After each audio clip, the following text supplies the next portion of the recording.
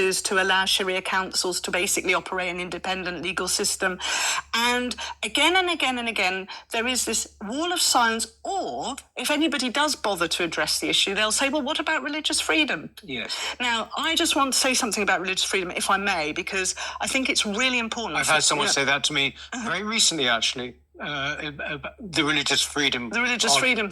Yeah. So this is something that I know we're all very interested in the European Convention on Human Rights, and whether we should be in it or not. But what I would say about generally convention rights, which are the foundations of our Domestic Human Rights Act and our human rights legal apparatus, is that there are very few human rights that are recognised in domestic law that are not qualified.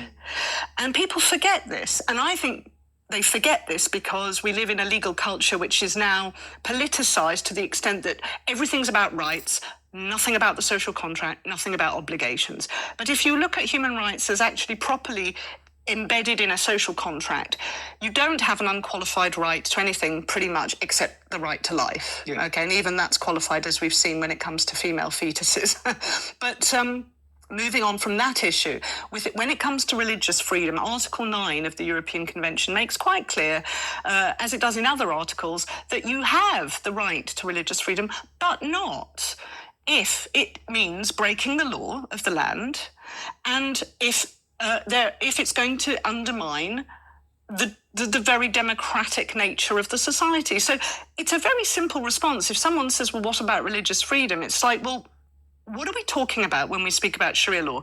Does it offend the principle of formal equality between the sexes? Yeah, okay, well, there's no right there.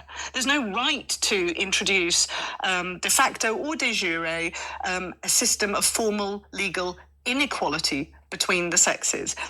Is there a right to religious freedom such that the entire legal jurisdiction of England and Wales is called into question, rendering it balkanised, unstable and susceptible to violent conflict? No, there's no such right. Do you see that